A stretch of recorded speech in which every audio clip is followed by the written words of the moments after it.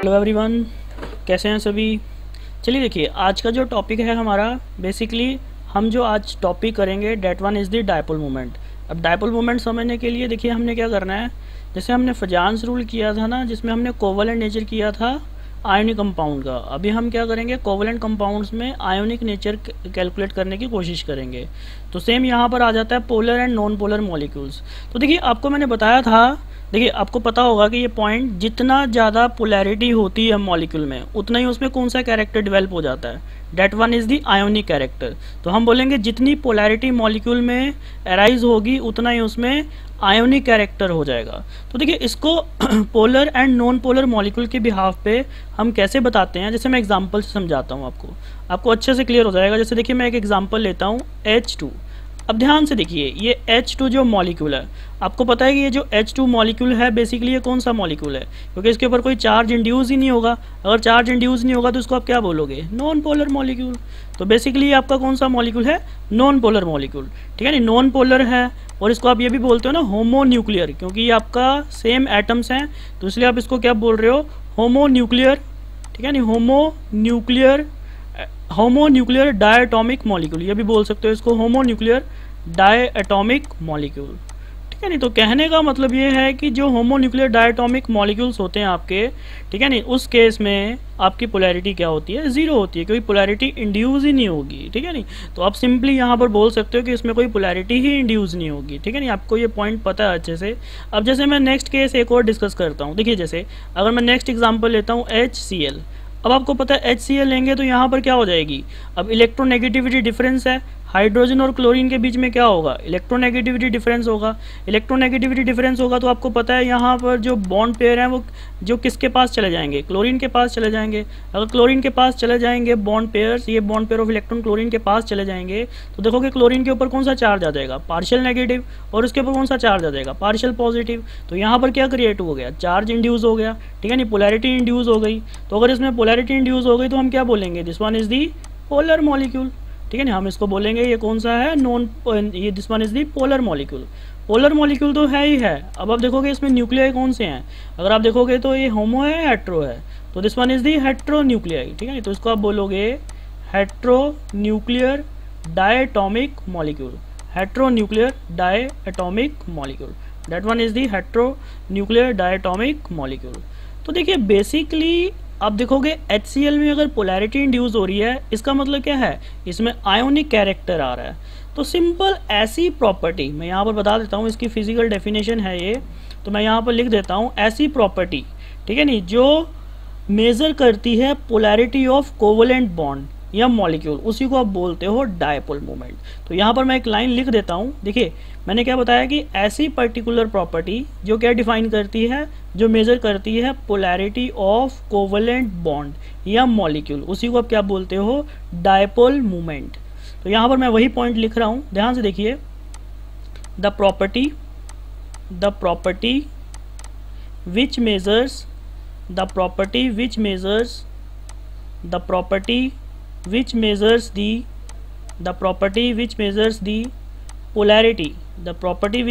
the polarity of covalent bond, ठीक है नहीं, और मॉलिक्यूल, कोवलेंट बॉन्ड और मॉलिक्यूल। ठीक है नहीं, या तो मॉलिक्यूल हो सकता है या बॉन्ड हो सकता है, उसी को हम क्या बोलते हैं, इज कॉल्ड डायपोल मोमेंट। ठीक है नहीं, तो ये आपका डायपोल मोमेंट की ये फिजिकल डेफिनेशन है, तो उसको आप डायपोल मोमेंट बोलते हो। ठीक है नहीं, बट अगर आप इसकी मैथमेटिकल डेफिनेशन देखोगे तो जो इसकी डायपोल मोमेंट की मैथमेटिकल डेफिनेशन है तो वो क्या कहलाती है, देखिए मैं आपको बताता हूँ इसकी मैथमेटिकल डेफिनेशन क्या कहलाती है। ठीक है नहीं, जो आपको मेन डेफिनेशन है इसकी, देखिए वो क्या कहलाएगी, इसकी जो आपने रिप्रेजेंट करना है, तो ये क्या कहलाता है बेसिकली। देखिए यहाँ पर मैं समझाता हूँ HCl के केस में। तो यहाँ पर अगर आप देखोगे पोलैरिटी इंड्यूस हो रही है, अगर यहाँ पर पोलैरिटी इंड्यूस हो रही है तो इसका मतलब क्या है, ये कोवलेंट मॉलिक्यूल तो है बट इसमें क्या आ रहा है, आयोनिक कैरेक्टर आ रहा है। तो सिंपल आप क्या करोगे, मैं सिंपल बताता हूँ, इसकी डेफिनेशन क्या होगी, मैग्नीट्यूड ऑफ, ये जो आपका ना मैग्नीट्यूड ऑफ पॉजिटिव और नेगेटिव चार्ज, क्योंकि चार्ज तो जितना इसके ऊपर पार्शियल पॉजिटिव होगा उतना ही मैग्नीट्यूड होगा ना यहाँ पर पार्शियल नेगेटिव का। तो सिंपली यहाँ पर जो आपकी डायपोल मूवमेंट होती है उसकी जो डेफिनेशन होती है वो क्या कहलाती है, product of the charge and distance between two oppositely charge particle. ठीक तो देखिए ये डायपोल मोमेंट की डेफिनेशन क्या हो जाएगी, it is the product of the magnitude of charge and the distance between two oppositely charge atoms is known as dipole moment. जैसे देखिए मैं आपको एग्जांपल से मतलब मैंने बताया आपको, जैसे देखिए एक और एग्जांपल से बता देते हैं आपको ताकि आपको क्लियर हो जाए। देखिए इसमें जैसे एग्जांपल मैंने बताई थी जैसे HCl, ठीक है नहीं, तो HCl में अगर आप देखोगे तो यहाँ पर इसके ऊपर पार्शियल पॉजिटिव चार्ज आ जाएगा, इसके ऊपर पार्शियल नेगेटिव चार्ज आ जाएगा।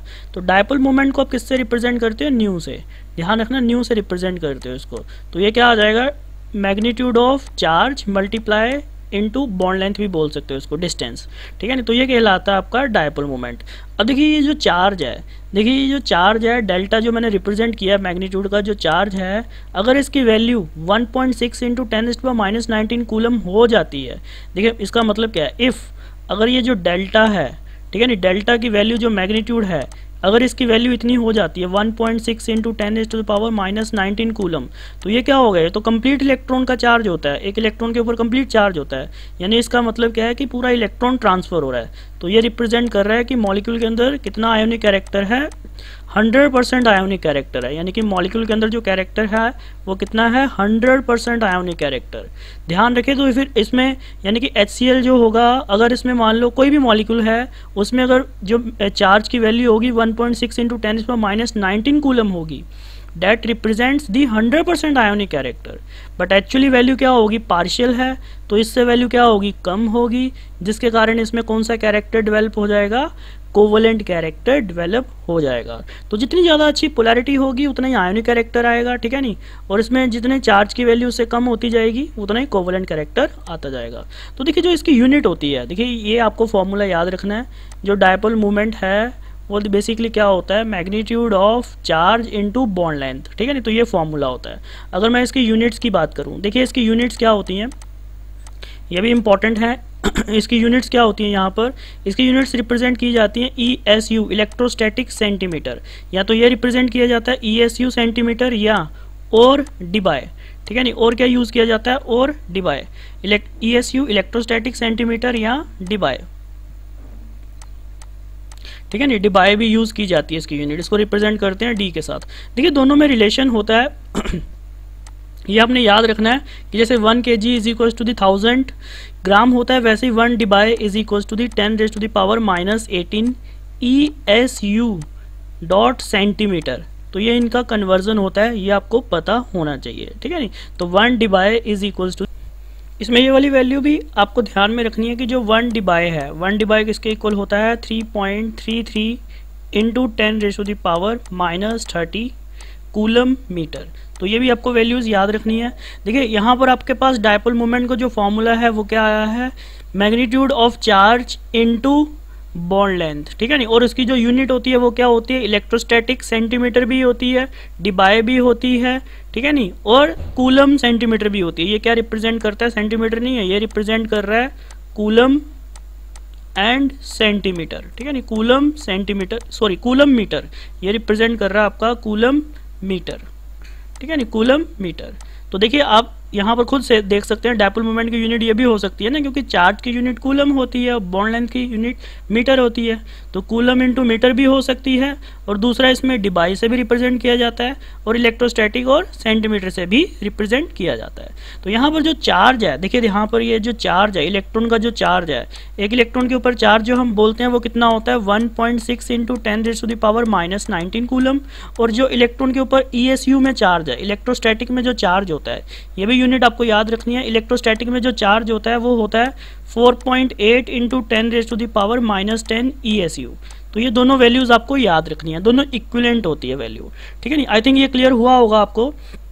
मैं एक बार दोबारा बता देता हूँ, आपने समझा डायपोल मोमेंट क्या होता है, डायपोल मोमेंट क्या होता है, magnitude of charge into bond length, और जो डायपोल मोमेंट की यूनिट होती है वो क्या होती है, कूलम मीटर या डिबाई या इलेक्ट्रोस्टैटिक सेंटीमीटर, और उनके बीच में रिलेशन ये होता है। और एक इलेक्ट्रॉन के ऊपर जो चार्ज होता है कूलम में वो क्या होता है, 1.6 इंटू 10⁻⁻19 कूलम, ठीक है ना, और इलेक्ट्रोस्टैटिक में क्या होता है 4.8 इंटू 10⁻⁻10 इलेक्ट्रोस्टैटिक, ठीक है नहीं। तो ये चार्ज की वैल्यू आपने ध्यान में रखनी है।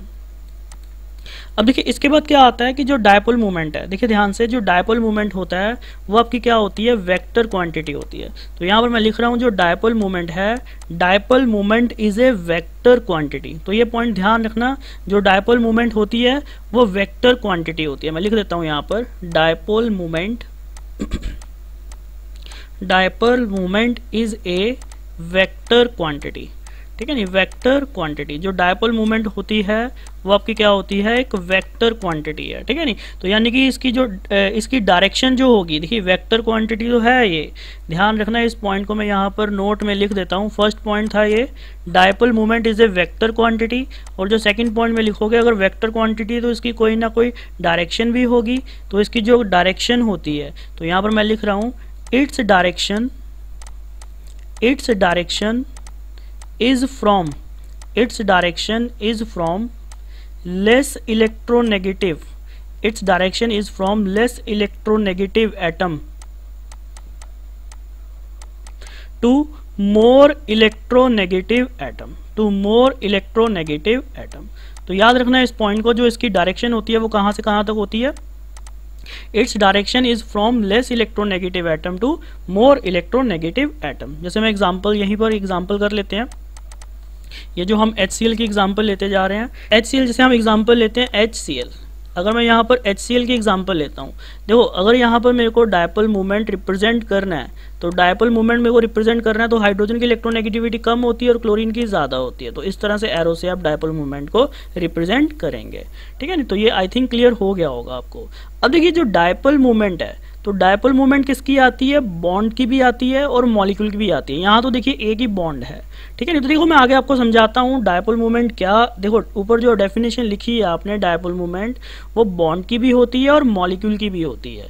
तो यहाँ तो चलो एक ही बॉन्ड है, इसीलिए dipole movement of bond is equals to dipole movement of molecule हो जाएगी, बट आगे केसेस डिफरेंट हो जाएंगे। देखिए मैं कुछ के केस 1 जो डिस्कस करते हैं, इसमें क्या है, dipole movement in diatomic molecule. अगर डायटोमिक मॉलिक्यूल की बात करूंगा तो उसमें सिर्फ एक ही बॉन्ड होगा, तो उस केस में हम बोलेंगे कि जो मॉलिक्यूल की डायपोल मूवमेंट होगी वो किसके इक्वल होगी, बॉन्ड की डायपोल मूवमेंट के इक्वल, क्योंकि molecule contains only one bond. तो यहाँ पर जो मॉलिक्यूल की डायपोल मूवमेंट होगी वो किसके इक्वल कहलाएगी, बॉन्ड्स डायपोल मूवमेंट। तो जो हम जैसे एग्जांपल बताया था मैंने ये HCl का, देखिए ध्यान से HCl की जो एग्जांपल बताई मैंने आपको, HCl में अगर आप देखोगे ये डायटोमिक मॉलिक्यूल है, ठीक है। अगर डायटोमिक मॉलिक्यूल है तो उसमें एक ही बॉन्ड है, तो हम बोलेंगे मॉलिक्यूल्स की जो डायपोल मूवमेंट होगी वो किसके इक्वल होगी, बॉन्ड्स डायपोल मूवमेंट, क्योंकि बॉन्ड ही एक है। बट वहाँ पर सिनेरियो चेंज हो जाएगा, वहाँ पर चेंज हो जाएगा जहाँ पर बॉन्ड एक या एक से ज़्यादा होंगे। तो उस केस में देखिए वहाँ पर चेंज हो जाएगा जहाँ पर बॉन्ड एक या एक से, मतलब 2 या 2 से ज़्यादा होंगे। तो केस सेकंड हम डिस्कस करते हैं। केस सेकंड आ जाएगा आपका dipole movement, dipole movement in polyatomic molecule, dipole movement in polyatomic molecule.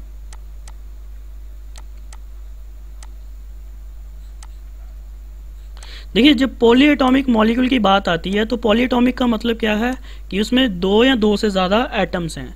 तो जैसे देखिए इसमें भी मैं 2 एग्जांपल लेता हूँ, आपको क्लियर हो जाएगा। जैसे आपने किया है, कार्बन डाइऑक्साइड की जो शेप होती है वो लीनियर होती है, ध्यान से समझना इसको। और दूसरा केस लेते हैं हम जैसे वाटर, ठीक है, दोनों केस लेते हैं, आपको बहुत अच्छे से क्लियर हो जाएगा। तो ध्यान से समझना, जैसे यहाँ पर मैं क्या लेता हूँ, वाटर। अब इसको अच्छे से समझना, प्लीज़ अच्छे से समझने की कोशिश करना। यहाँ पर क्या करते हैं हम, देखिए CO2 है। अब आप यहाँ पर अगर आप डायपोल मूवमेंट की डायरेक्शन देखोगे तो डायपोल मूवमेंट की डायरेक्शन क्या आएगी, कार्बन से ऑक्सीजन की तरफ, ठीक है नहीं। तो यहाँ पर भी क्या आएगी, कार्बन से ऑक्सीजन की तरफ। अब बताओ दोनों डायपोल मूवमेंट की वैल्यू भी क्या होगी, इक्वल। देखिए मैंने आपको बताया कि डायपोल मूवमेंट पहले बता दिया मैंने, ये क्या है, वेक्टर क्वांटिटी है। तो यहाँ पर देखोगे एक ही मॉलिक्यूल में 3 एटम्स हैं, तो यानी कि 2 बॉन्ड हैं। तो यहाँ पर पहली बात तो ये ध्यान रखना है आपने कि जो डायपोल मूवमेंट है उसका आपने क्या करना है, वेक्टर सम करना है। तो हम बोलेंगे molecules dipole movement is the vector sum of all the individual bonds dipole moment। जैसे यहाँ पर देखोगे नेट मॉलिक्यूल की डायपोल मूवमेंट क्या आएगी, इसमें देखोगे अगर आप देखोगे ये वाला जो बॉन्ड है, दिस वन, ये जो नंबर 1 है ये डायपोल मोमेंट और ये नंबर 2 है डायपोल मोमेंट। अगर आप देखोगे दोनों डायपोल मोमेंट क्या है, वेक्टर क्वांटिटी है, वेक्टर क्वांटिटी वेक्टर एडिशन करना है आपने। अगर वेक्टर एडिशन करना है तो आप मेरे को ये बताओ, जब आप वेक्टर एडिशन करोगे तो यहाँ पर नेट डायपोल मोमेंट की वैल्यू क्या आएगी, 0 आएगी, क्योंकि both are equal and opposite. आपने वेक्टर में किया होगा, दोनों वेक्टर सेम है और इक्वल एंड ऑपोजिट है, तो नेट डायपोल मोमेंट की वैल्यू क्या आएगी, 0 आएगी। अब सेम यहाँ पर हम करते हैं। देखिए यहाँ पर अगर मैं बात करूँ तो देखिए ध्यान से समझना, this one is the, 2 lone pair भी होते हैं आपको पता है यहाँ पर, ठीक है नहीं। अगर मैं यहाँ पर डायपोल मोमेंट की बात करता हूँ तो ध्यान से समझना, अगर यहाँ पर डायपोल मोमेंट की बात की जाए तो डायपोल मोमेंट की डायरेक्शन कैसे आएगी, हाइड्रोजन से ऑक्सीजन की तरफ। सेम यहाँ पर भी जो डायपोल मोमेंट की डायरेक्शन आएगी वो कैसे आएगी, ऑक्सीजन से हाइड्रोजन की तरफ। अब आप जब दोनों का देखो, हमेशा ध्यान रखना है कि जो लोन पेयर हैं, लोन पेयर के कारण भी डायपोल मोमेंट क्या होती है, away from the lone pair, तो इसके कारण भी थोड़ी सी डायपोल मूवमेंट आती है। तो आप ध्यान से देखिए यहाँ पर जो डायपोल मूवमेंट आ रही है वाटर के कारण, अब बताइए इसकी वैल्यू आपकी क्या आएगी, कुछ ना कुछ वैल्यू आएगी कि नहीं आएगी। जैसे ऑक्सीजन, ये वेक्टर सम करोगे आप, चारों का वेक्टर सम करोगे तो ये नॉट इक्वल टू 0 तो आएगा ही आएगा।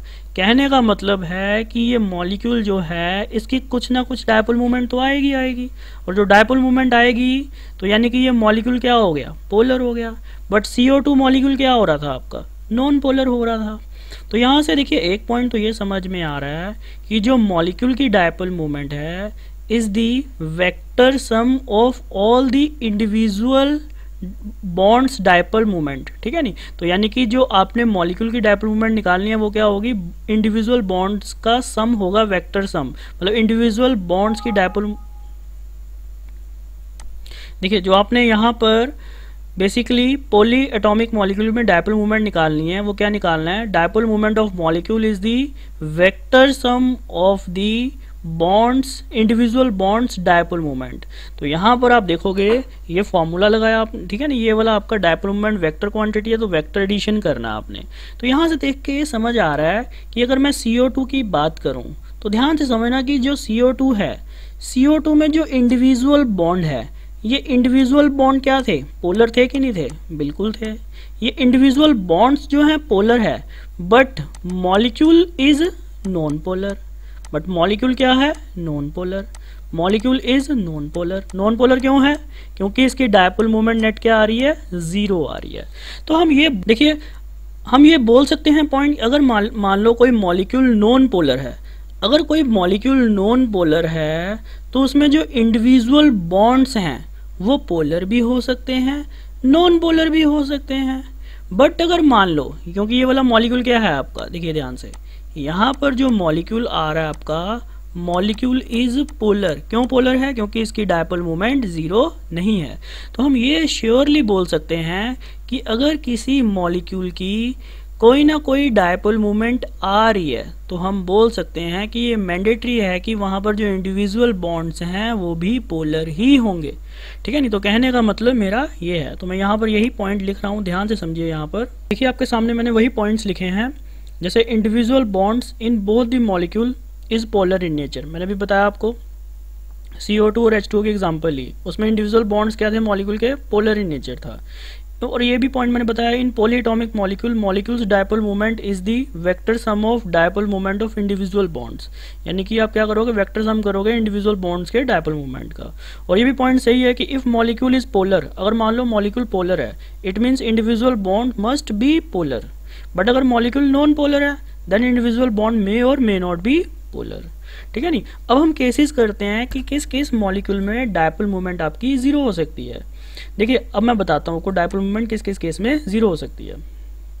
देखिए किस किस मॉलिक्यूल की डायपोल मूवमेंट 0 हो सकती है। देखिए जरा, यहाँ पर covalent molecule have 0 dipole movement when there is a homonuclear diatomic molecule. ये मैंने आपको पहले ही बता दिया कि अगर होमोन्यूक्लियर डायटोमिक मॉलिक्यूल है तो उसकी डायपोल मूवमेंट तो हमेशा 0 होगी, क्योंकि उसमें तो पोलैरिटी इंड्यूस नहीं होगी।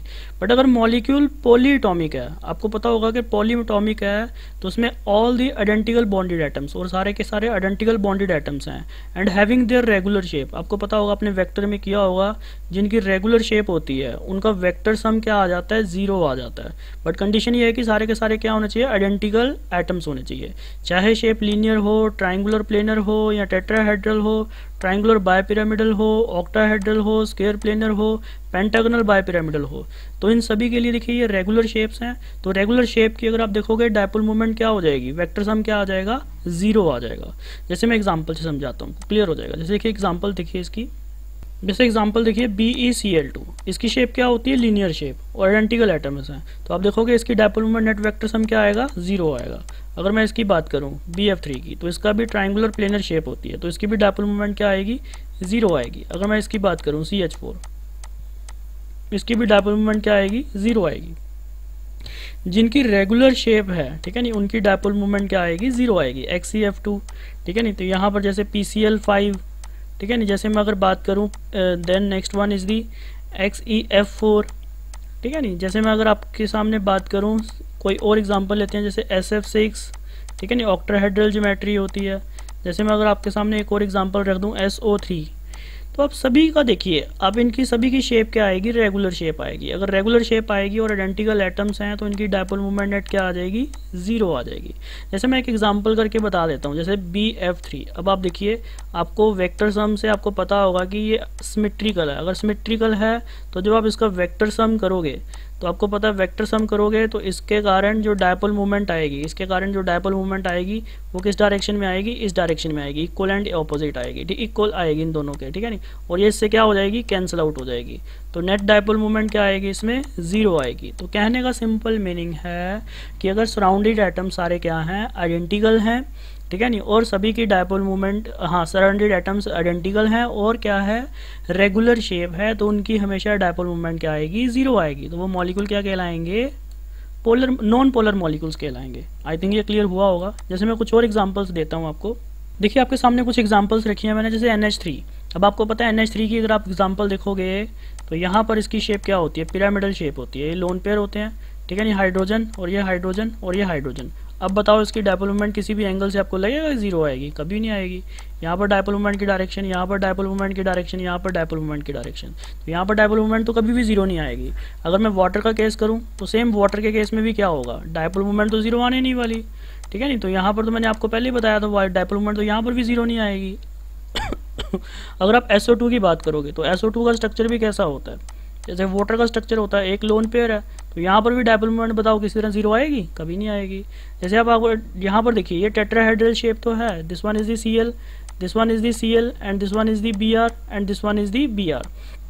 इसकी डायपोल मोमेंट बताइए कभी 0 आएगी, कभी नहीं आएगी। टेट्राहेड्रल ज्योमेट्री जरूर है, बट यहाँ पर आइडेंटिकल एटम्स ही नहीं है, तो यहाँ पर भी डायपोल मोमेंट 0 नहीं आएगी। CFCl3 में भी सेम केस है। SF4 का स्ट्रक्चर कैसा होता है, सीसॉ, तो इन सभी में डायपोल मोमेंट क्या आएगी, नॉट इक्वल टू 0। तो सारे के सारे मॉलिक्यूल्स कौन से हैं, polar molecules. I think clear हुआ होगा सभी को ये कैसे करना है। तो थ्योरी पार्ट यहाँ पर कंप्लीट होता है इसका डायपोल मोमेंट में। तो यहाँ पर आपको ये पता होना चाहिए डायपोल मोमेंट होता है क्या है, magnitude of charge multiply bond length, ठीक है नहीं। और इसकी यूनिट्स क्या होती हैं, और डायपोल मोमेंट कहाँ कहाँ पर 0 हो सकती है और कहाँ कहाँ पर 0 नहीं हो सकती। तो ये केस बताया मैंने। अब आते हैं कि इसके ऊपर क्वेश्चंस कैसे पूछे जाते हैं। देखिए मैं अभी कुछ प्रॉब्लम्स देता हूँ आपको। देखिए आपने क्या करना है, अरेंज करना है डायपोल मोमेंट का ऑर्डर, ठीक है नहीं, डिक्रीजिंग ऑर्डर अरेंज करना है। तो देखिए फर्स्ट क्वेश्चन को कैसे करना है, तो सिंपल आप पहले क्या करिए, इसके स्ट्रक्चर्स बना दीजिए। जैसे BF3 का स्ट्रक्चर किस तरह से होता है, ट्राइंगुलर प्लेनर। तो अगर ट्राइंगुलर प्लेनर है तो बताइए सिमेट्रिकल है कि नहीं है, बिल्कुल सिमेट्रिकल है। और आप देखिए नेक्स्ट आ जाएगा NH3 का। तो NH3 का स्ट्रक्चर कैसा होता है, पिरामिडल, तो ये तो आपका सिमेट्रिकल नहीं आएगा। जैसे NF3 का स्ट्रक्चर भी क्या होगा, सेम वैसे ही होगा। तो ये F और ये F और ये F। अब आप सोच के बताइए किसकी डायपोल मोमेंट आपकी ज़्यादा होगी। अब देखिए ध्यान से, यहाँ पर इसकी डायपोल मोमेंट तो क्या होने वाली है, 0, ठीक है नहीं, क्योंकि सिमेट्रिकल है। तो अब आप क्वेश्चन उठता है कि NH3 और NF3 में किसकी ज़्यादा होगी। अब देखिए यहाँ पर अगर मैं बात करूँ डायपोल मोमेंट की डायरेक्शन इस डायरेक्शन में जाएगी। अगर मैं यहाँ पर बात करूँ डायपोल मोमेंट की डायरेक्शन इस डायरेक्शन में जाएगी। अगर मैं यहाँ पर बात करूँ डायपोल मोमेंट की डायरेक्शन ये जाएगी। लोन पेयर के कारण डायपोल मोमेंट की डायरेक्शन ये जाएगी। अब देखिए चारों के चारों वेक्टर्स क्या हो रहे हैं, ऐड हो रहे हैं। अगर मैं यहाँ पर बात करूँ तो यहाँ पर डायपोल मोमेंट की डायरेक्शन इस डायरेक्शन में, यहाँ पर डायपोल मोमेंट की डायरेक्शन इस डायरेक्शन में, यहाँ पर डायपोल मोमेंट की डायरेक्शन इस डायरेक्शन में, और इसकी डायपोल मोमेंट की डायरेक्शन अबव, ठीक है नहीं। तो देखिए यहाँ पर कुछ वैल्यू क्या हो रही है, माइनस हो रही है। तो अगर मैं बात करूँ तो यहाँ पर डायपोल मोमेंट किसकी ज़्यादा होगी, सबसे ज़्यादा होगी आपकी NH3 की। उससे कम डायपोल मोमेंट किसकी आ जाएगी, NF3 की। और लास्ट में किसकी आएगी डायपोल मोमेंट, आई थिंक अभी क्लियर हो गया होगा, BF3 की। ठीक है नहीं, तो ये ध्यान रखना आप। जैसे सेकंड क्वेश्चन आपका, सेकंड क्वेश्चन में अगर हम पूछें आपसे सेकंड क्वेश्चन में डायपोल मोमेंट किसकी ज़्यादा होगी, वो भी बता देते हैं। सेकंड क्वेश्चन में देखिए आपको किस तरह से क्वेश्चन को करना है।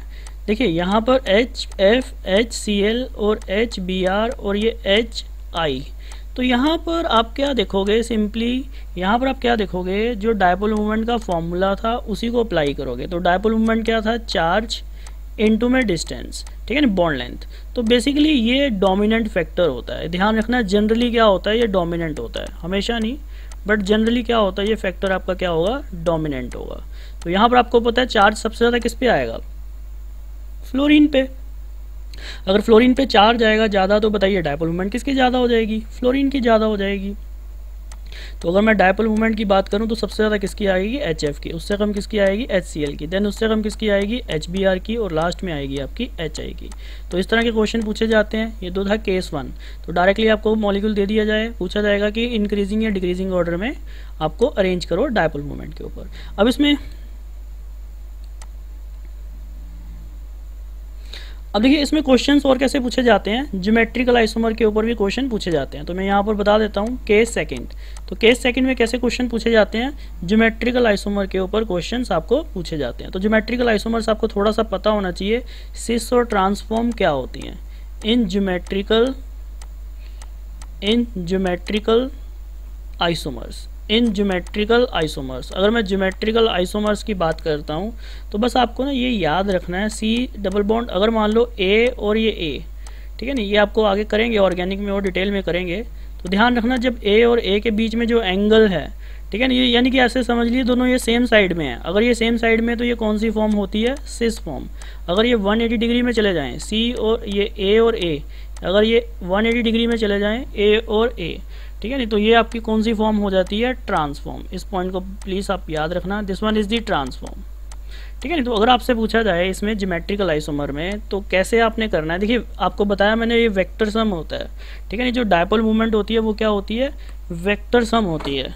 ठीक है नहीं, तो यहाँ पर आपको बस इस तरह से बताना है कैसे करना है कैलकुलेट। देखिए यहाँ पर जैसे मैं एग्जाम्पल से समझाता हूँ, जैसे एग्जाम्पल से देखते हैं इसमें कुछ क्वेश्चंस। जैसे इसमें एग्जाम्पल में फर्स्ट एग्जाम्पल देखिए जैसे ये फर्स्ट क्वेश्चन है आपका।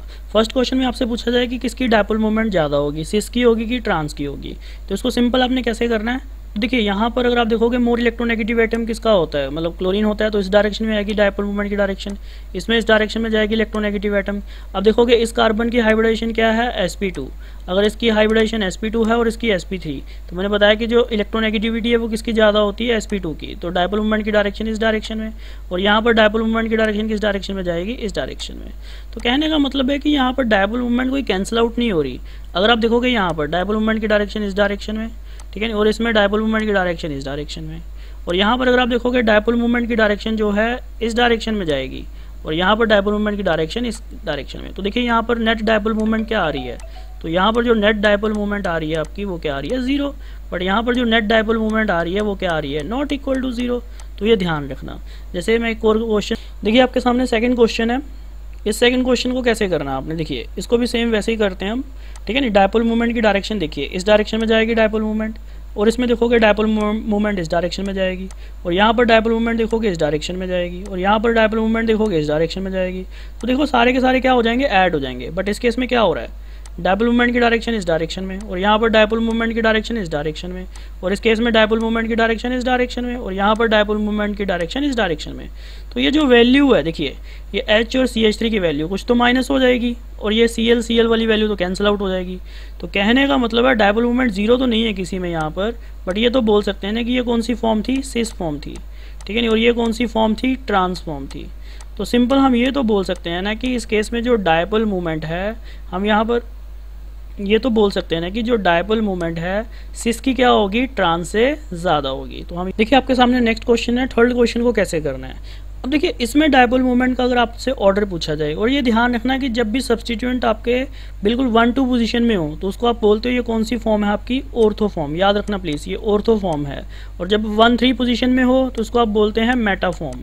ठीक है नहीं, और अगर 1-4 पोजीशन में हो तो उसको आप बोलते हो पैरा फॉर्म। ठीक है ना। ये ऑर्गेनिक में और अच्छे से आपको पता चलेगा, बट ये ध्यान रखना 1-2 पोजीशन में हो तो ऑर्थो बोलते हैं, 1-3 पोजीशन में हो तो मेटा, 1-4 में हो तो पैरा बोलते हैं इसको। तो देखिए यहाँ पर डायपोल मोमेंट का अगर आपसे ऑर्डर पूछा जाए तो आपको पता है डायपोल मोमेंट पहली बात तो होता क्या है। नेट डायपोल मोमेंट अगर आप देखोगे ये वेक्टर सम तो होगा, तो वेक्टर सम में आप फिजिक्स में करते हैं ना, वेक्टर का ये फॉर्मूला होता है, वेक्टर का ये फॉर्मूला होता है न्यू1 का स्क्वायर प्लस न्यू2 का स्क्वायर इंटू प्लस 2 इंटू न्यू1 इंटू न्यू2 इंटू कॉस थीटा, ये करते हैं ना हम फॉर्मूला।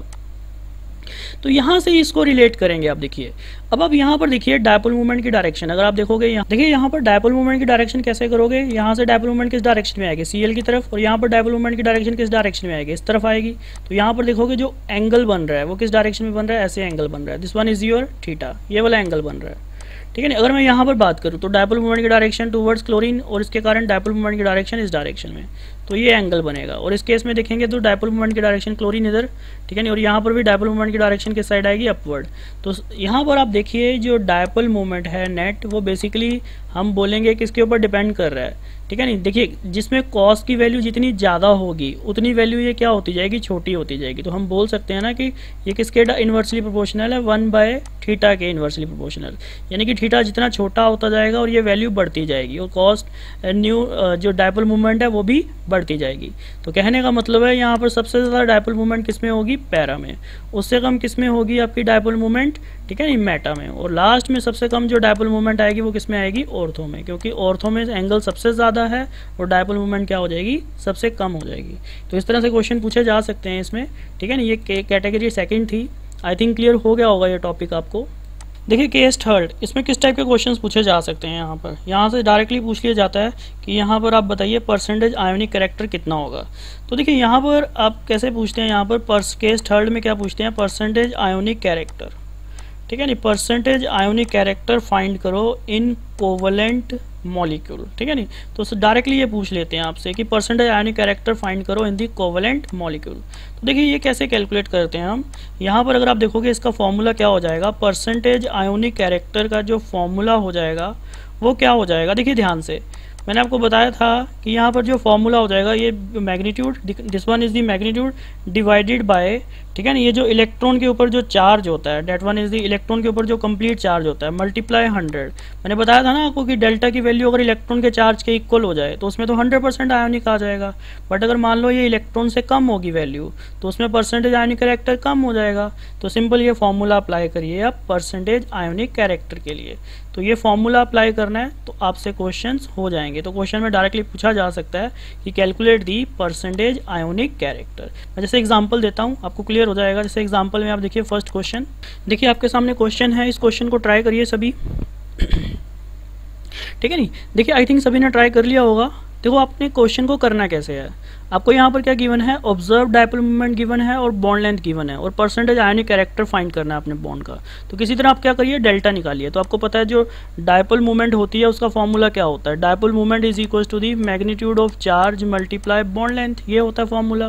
तो यहाँ पर आप देखिए ये कितना दे रखा है, डिबाई में दे रखा है, तो कोशिश करिए इसको इलेक्ट्रोस्टैटिक में कन्वर्ट करने की।